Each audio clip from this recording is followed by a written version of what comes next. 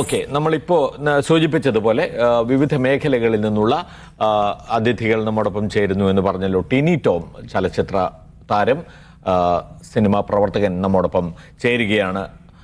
ശ്രീ ടിനി ടോം, വയനാട് നമ്മുടെ മുമ്പിൽ ഒരു വേദനയായി ഇങ്ങനെ നിൽക്കുകയാണ്. അത് തുടക്കം മുതൽ നമുക്ക് 29-ാം തീയതി, ജൂലൈ 29-ാം തീയതി രാത്രിയിൽ ഉരുൾപൊട്ടൽ ഉണ്ടായതിനു ശേഷം ഇന്ന് വരെ എല്ലാവരും, കേരളത്തിൻ്റെ എല്ലാ മേഖലകളിൽ നിന്നുമുള്ള ആളുകൾ തുടർച്ചയായി വയനാടിന് വേണ്ടി പ്രാർത്ഥിക്കുകയും അവരോടൊപ്പം നിൽക്കുകയും ചെയ്യുകയാണ്. ടിനി ടോം, താങ്കൾ എങ്ങനെയാണ് ആ ദിവസം തൊട്ട് വയനാടിനെ കണ്ടുകൊണ്ടിരുന്നത്? അല്ല, നമ്മൾ മനസ്സിലാക്കുന്നതെന്ന് പറഞ്ഞാൽ ഒരു ദുരന്തം വരുമ്പോഴാണ് നമ്മളെല്ലാവരും ഒന്നിക്കുന്നത്. ഞാൻ ഇരിക്കുന്ന സ്ഥലം എന്ന് പറയുന്നത് ആലുവ പെരിയാറിൻ്റെ മുന്നിലാണ്. ഇവിടെ ഏകദേശം എനിക്ക് തോന്നുന്നു 5 അടിയോളം വെള്ളം പൊങ്ങിയിട്ടുള്ളതാണ് 2018 വെള്ളപ്പൊക്കത്തിൽ. അപ്പോൾ ഈ പ്രകൃതിയുടെ ദുരന്തം എന്ന് പറയുന്നത് നനച്ചിരിക്കാതെ വരുന്നതാണ്. പക്ഷേ നമ്മുടെ മുന്നിൽ വലിയൊരു ദുരന്തം നിലനിൽപ്പുണ്ട് ഇപ്പോഴും. കേരളം ശവപ്പറമ്പായി മാറാനുള്ള സാധ്യതയുള്ള മുല്ലപ്പെരിയാർ എന്ന് പറയുന്നത്. അപ്പോൾ ഞാൻ എവിടെയും, അതായത് ഒരു ക്യാമറയുടെ മുന്നിൽ ഇതുമായി ബന്ധപ്പെട്ട് സംസാരിക്കുമ്പോൾ മുല്ലപ്പെരിയാറിനെ കുറിച്ച് സൂചിപ്പിക്കാനാണ്. കേരളം ഒരു ശവപ്പറമ്പാവാതിരിക്കാൻ വേണ്ടി ഇനിയെങ്കിലും ഇപ്പോൾ ഇറങ്ങിയിരിക്കുന്ന, നമുക്കറിയാം, കലാകാരന്മാരും എല്ലാ ഫ്രട്ടേണിറ്റിയിൽ നിന്നും ആൾക്കാർ ഇറങ്ങിയിട്ടുണ്ട്. അതുപോലെ തന്നെ ഒരു മനുഷ്യ സമരം, ലോകം കണ്ട ഏറ്റവും വലിയൊരു സമരം ആവശ്യമാണ്. എങ്കിലേ ഇനിയൊരു ദുരന്തം ഉണ്ടാകാതിരിക്കുകയുള്ളൂ. ഇപ്പോൾ നമ്മളെല്ലാവരും ഒന്നിച്ച് ദുരന്തമുഖത്തുണ്ട്. ഇവിടെ ഇരുന്നാണ് ഞാൻ പത്രം വായിക്കുന്നത്. 3-4 ദിവസമായിട്ട് പത്രം എടുക്കുമ്പോൾ നമുക്ക് കണ്ണ് നിറയാണ്. അപ്പോൾ ന്യൂസ് തന്നെ പരമാവധി ഞാൻ മാറ്റിവെക്കാൻ ശ്രമിക്കുകയാണ്. മറ്റൊന്നുമല്ല, നമുക്ക് സഹിക്കാൻ പറ്റുന്നില്ല ഓരോരുത്തരുടെ ദുഃഖവും സങ്കടവും കാണുമ്പോൾ. അപ്പം ഞാനിത് ഫേസ് ചെയ്തിട്ടുള്ള ഒരാളാണ്. 2 ദുരന്തങ്ങൾ, ഒന്ന് കൊറോണ എന്ന് പറയുന്നതും അതുപോലെ തന്നെ ഈ 2018 വെള്ളപ്പൊക്കവും. എന്തായിരിക്കും അവർ ഫേസ് ചെയ്യുന്നത്? അന്ന് മരണങ്ങൾ കുറവായിരുന്നു. ഞാൻ ഇരിക്കുന്ന ഈ സ്ഥലത്ത് മുഴുവൻ തുടച്ചു നീക്കപ്പെട്ടാൽ എൻ്റെ അവസ്ഥ എന്തായിരിക്കും? ഞാനിവിടെ ഇരുന്നിട്ട് സങ്കല്പിക്കുകയാണ്. അപ്പോൾ അവിടുത്തെ നമ്മൾ വരെ സങ്കല്പിക്കുക മാത്രം, പക്ഷെ അവിടെ അത് അനുഭവിച്ച ആൾക്കാരുടെ വേദന എന്തായിരിക്കും? അപ്പോൾ നമുക്ക് ഒരിക്കലും സന്തോഷമുണ്ടെന്നല്ല പറയാനുള്ളത്, സങ്കടം ആണ്. എല്ലാവരും ഒന്നിക്കുമ്പോൾ നമുക്ക് സന്തോഷമുണ്ടെന്ന് പറയുന്ന പോലെ ഈ ഒരു കൂട്ടായ്മയിൽ നമുക്ക് സങ്കടമാണ്. കാരണം ഒരു ഗ്രാമമില്ലാതായി പോവുകയാണ്, ഒരു നാടില്ലാതായി പോവുകയാണ്.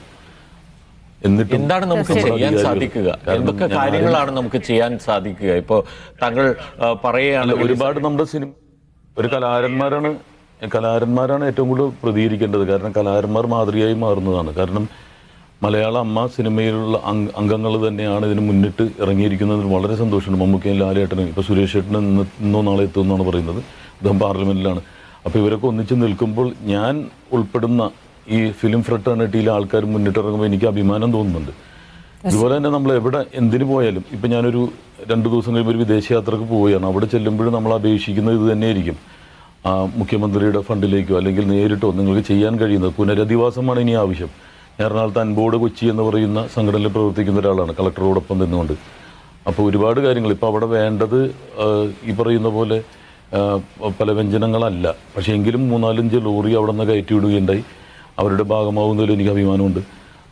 അപ്പോൾ തീർച്ചയായിട്ടും ഈ ദുരന്തമുഖത്ത് നമ്മളെല്ലാവരും ഒറ്റക്കെട്ടായിട്ട് തന്നെ നിൽക്കണം. ദുരന്തം ഉണ്ടാവാൻ കാത്തു നിൽക്കരുത്. അതിന് മുൻപ് ഇനി ഒന്നിച്ച് തന്നെ നിൽക്കണമെന്ന് തന്നെയാണ് എനിക്ക് പറയാനുള്ളത്. കാരണം ഈ വെള്ളമൊക്കെ ഇറങ്ങിക്കഴിയുമ്പോൾ ചെളിയാണ്, ആ ചെളി വാരി എറിയരുതെന്ന് തന്നെയാണ് എനിക്ക് പറയാനുള്ളത്. ഒരുമിച്ച് ഇനി ദുരന്തങ്ങൾ, വരാനിരിക്കുന്ന ദുരന്തങ്ങൾ നമുക്കറിയാം. ഇത് നനച്ചിരിക്കാത്ത ദുരന്തമാണ്, ആനയെ പോലെയാണ്, എപ്പോഴാണ് ഇടയുന്നതെന്ന് പറയാൻ പറ്റില്ല. നമ്മൾ അറിഞ്ഞുകൊണ്ടൊരു ദുരന്തത്തിന് ഇനി ഫേസ് ചെയ്യരുത്. പ്രത്യേകിച്ച് ഇനി മുന്നിൽ നിൽക്കുന്നത്, വലിയൊരു ദുരന്തമായിട്ട് നിൽക്കുന്നത് തന്നെ മുല്ലപ്പെരിയാറിന്. അതിനെതിരെ നമ്മൾ ഇതോടുകൂടി തന്നെ നമ്മൾ പ്രതികരിക്കണമെന്നാണ് എനിക്ക് അപേക്ഷിക്കാനുള്ളത്.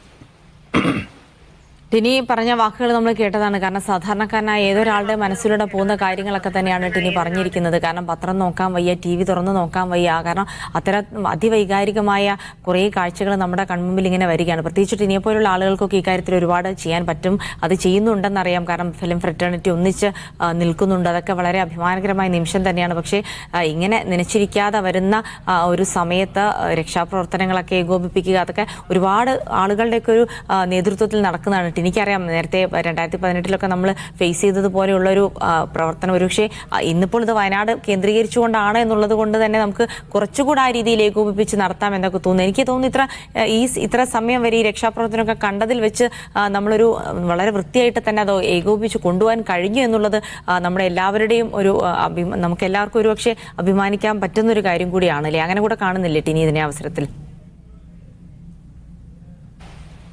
അല്ല, ഏകോപിപ്പിക്കാൻ കഴിയുന്നു. മലയാളികൾ ഇതിനു വേണ്ടി ഒന്നിക്കുന്നു. നമുക്ക് നല്ല നല്ല ഒരുപാട് ആൾക്കാരുണ്ട്. ഇപ്പോൾ ഒരുപാട് പേര് സഹായങ്ങളായിട്ട് വന്നിട്ടുണ്ട്. ഞാൻ പ്രത്യേകിച്ച് പേരെടുത്ത് പറയുന്നില്ല. എന്നാലും ആദ്യം തന്നെ സഹായം തന്നിട്ടുള്ള യൂസഫ് അലീക്ക, ലുലുവിൻ്റെ, അതുപോലെ തന്നെ കല്യാൺ, അങ്ങനെ ഒരുപാട് നമ്മുടെ നാട്ടിലെ നമ്മൾ സാധാരണ സമ്പന്നരെന്ന് വിശേഷിപ്പിക്കുന്നവർ അവരെല്ലാവരും മുന്നിട്ടിറങ്ങിയിരിക്കുന്ന, അതാണ് മലയാളികളുടെ ഭാഗ്യം എന്ന് പറയുന്നത്. ഒരുപാട് പേര് ഇതിനോടൊപ്പം തന്നെ നിൽക്കുന്നു. അത് നമ്മുടെ ഭാഗ്യമാണ്. ഒരു ദുരന്തമുണ്ടാകുമ്പോൾ ആ നിമിഷം തന്നെ അന്നും ആലോചിക്കാതെ, ഇപ്പോൾ ലാലേട്ടൻ തന്നെ അറിയാം, അവിടെ ഈ സൈനിക വേഷമിട്ട് ഇറങ്ങിയതിന് ശേഷം അവിടെ വന്ന സ്കൂളില്ല എന്നറിഞ്ഞ ഉടനെ തന്നെ അദ്ദേഹത്തിൻ്റെ ചാരിറ്റബിൾ ട്രസ്റ്റിൽ നിന്നും 3 കോടി രൂപ സ്കൂളിന് വേണ്ടിയിട്ട് ചെയ്യാൻ, അത് മനസ്സാണ് ഏറ്റവും വലുത്. മനസ്സുള്ളവരാണ് മലയാളികൾ. ആ മനസ്സ് ഏക മനസ്സോടുകൂടി തന്നെ നിൽക്കുന്നു എന്നുള്ളൊരു വളരെ സന്തോഷം എന്ന് പറയുന്നില്ല, സങ്കടമാണ്. ഒരിക്കലും സന്തോഷം എന്നുള്ളൊരു വാക്ക് ഉപയോഗിക്കാൻ പോലും പാടില്ല എന്നാണ് എൻ്റെ മനസ്സ് പറയുന്നത്. സങ്കടത്തോടെയാണെങ്കിലും കൂടെ നിൽക്കുക എന്നുള്ളതാണ് ഈ സമയത്ത് ചെയ്യാൻ കഴിയുക. അതാണ് എല്ലാവരും ചെയ്യുന്നത്. ടിനിയും അത് തന്നെയാണ് സൂചിപ്പിക്കുന്നത്. ഞാൻ ഒരു കാര്യം കൂടി ചോദിച്ചു കഴിഞ്ഞാൽ, ഇത്തരം പ്രകൃതി ദുരന്തങ്ങൾ നമുക്ക് നൽകുന്ന സന്ദേശം എന്താണ്? വിശാലമായ അർത്ഥത്തിൽ എങ്ങനെയായിരിക്കണം നമ്മൾ പ്രകൃതിയോട് പെരുമാറേണ്ടത്? അത് മഴയുടെ നമുക്കറിയാം, ആഗോളതലത്തിലുണ്ടായിട്ടുള്ള മഴയുടെ ഒരു പാറ്റേൺ ഒക്കെ മാറിയത് നമ്മൾ നേരിട്ട് ഡെയിലി നമ്മൾ മനസ്സിലാക്കുന്നുണ്ട്. പക്ഷേ അതിലുപരിയായിട്ട് പ്രകൃതിയെ എങ്ങനെ നമ്മൾ കാണണമെന്നതിനെക്കുറിച്ച് ഒരു മാറ്റം നമ്മുടെ മനസ്സിൽ തന്നെ ഉണ്ടാകേണ്ട ഒരു മാറ്റം ഇത് സൂചിപ്പിക്കുന്നുണ്ടോ? എങ്കിൽ അതെങ്ങനെ മുന്നോട്ട് കൊണ്ടുപോകണം ടിനീറ്റോ? ഞാൻ ടൂറിസം മേഖലയിലും കൂടി എനിക്ക് ഇഷ്ടമുള്ളതുകൊണ്ട് പ്രവർത്തിക്കുന്ന ഒരാളാണ്. ഞാൻ ടൂറിസമൊക്കെ നടത്തിയിട്ടുള്ള ഒരാളാണ്. അപ്പോൾ വിദേശ രാജ്യങ്ങളിൽ ഞാൻ പോകുമ്പോഴും ഞാൻ പഠിക്കുന്നത് അത് തന്നെയാണ്. പ്രത്യേകിച്ച് ഈ മലയോര ഗ്രാമങ്ങൾ, അത് മലയോര സ്ഥലങ്ങളിൽ എന്ന് വെച്ചിട്ടുണ്ടെങ്കിൽ ഈ മണ്ണിനെ പിടിച്ചു നിർത്തുന്ന വേരുകളാണ്. ആ വേരുകൾ മാറ്റിയിട്ട് അവിടെ കോൺക്രീറ്റ് ബിൽഡിങ്ങുകൾ ഉണ്ടാകുമ്പോൾ അതായത് അതിനെ പിടിച്ചു നിർത്താൻ കഴിയില്ല. അപ്പോൾ സാധാരണ വിദേശ രാജ്യങ്ങളിൽ ഈ അതായത് ഹില്ലി ഏരിയ, ഹൈ റേഞ്ച് ഏരിയകളിൽ ടെൻറ്റിംഗ് ആണ് അവിടെ ടൂറിസം എന്ന് പറയുന്നത്. അധികം അവിടെ ഒരു പെർമനൻറ്റ് കൺസ്ട്രക്ഷനേക്കാൾ കൂടുതൽ ടെൻറ്റിംഗ് എന്ന് പറയുന്ന പരിപാടിയാണ്. അപ്പോൾ എന്താണെന്ന് വെച്ചിട്ടുണ്ടെങ്കിൽ ഈ മരങ്ങളൊന്നും നമുക്ക് നഷ്ടപ്പെടുകയില്ല. ഞാൻ പ്രകൃതിയെ പ്രത്യേകിച്ച് ഇഷ്ടപ്പെടുന്ന ഒരാളാണ്, ചെടികളുടെ ഇടയിൽ ജീവിക്കുന്ന ഒരാളാണ്. അപ്പോൾ എനിക്ക് മനസ്സിലാക്കാൻ സാധിക്കുന്നത്, എങ്കിലും മനുഷ്യന് ജീവിക്കാൻ സ്ഥലം വേണം. അത് സർക്കാർ മുന്നിട്ടിറങ്ങി തന്നെ അവർക്കുള്ള പാർപ്പിടങ്ങൾ ഒരുക്കണമെന്ന് തന്നെയാണ്. പക്ഷേ സ്ഥലങ്ങളില്ലാത്ത പാവങ്ങളാണ് അവിടെ. അറിയാം, നമുക്ക് ഒരു സമ്പന്നനും അല്ല അവിടെ വീടും ഇതൊക്കെ നഷ്ടപ്പെട്ടിട്ടുള്ളത്, പാവങ്ങളാണ്. അപ്പോൾ അവർക്ക് പുനരധിവാസം നല്ലൊരു സ്ഥലത്ത് സേഫായിട്ടുള്ളൊരു പ്ലേസിൽ വേണമെന്നുള്ളതാണ്. അപ്പോൾ ഈ മരങ്ങൾ പറിച്ചു കഴിയുമ്പോൾ ഈ മണ്ണ് ഇടിഞ്ഞു വരാനുള്ള സാധ്യത നമുക്ക് അതിന് സയൻസ് പഠിക്കേണ്ട ആവശ്യമൊന്നുമില്ല. ഗാഡ്ഗിൽ റിപ്പോർട്ടിൽ തന്നെ അത് പറയുന്നുണ്ട്, നമ്മൾ കുറച്ച് വർഷങ്ങൾക്കുള്ളിൽ തന്നെ ദുരന്തം ഫേസ് ചെയ്യുന്നുള്ളത്. അത് നമ്മൾ കണ്ടു. അപ്പോൾ ഇനിയെങ്കിലും നമ്മളെ പുനരധിവാസം സർക്കാരിൻ്റെ മുൻപന്തിയിൽ അത് തന്നെയായിരിക്കും. മനുഷ്യനില്ലെങ്കിൽ സർക്കാരുമില്ല, ഒന്നുമില്ല. മനുഷ്യർക്ക് വേണ്ടിയിട്ടാണ് നമ്മൾ നിൽക്കേണ്ടത്. മനുഷ്യർ സർക്കാരിന് വേണ്ടിയിട്ടല്ല. അപ്പോൾ സർക്കാരാണെങ്കിലും മനുഷ്യർക്ക് വേണ്ടിയിട്ട് നിലനിൽക്കണമെന്നാണ് എനിക്ക് പറയാനുള്ളത്.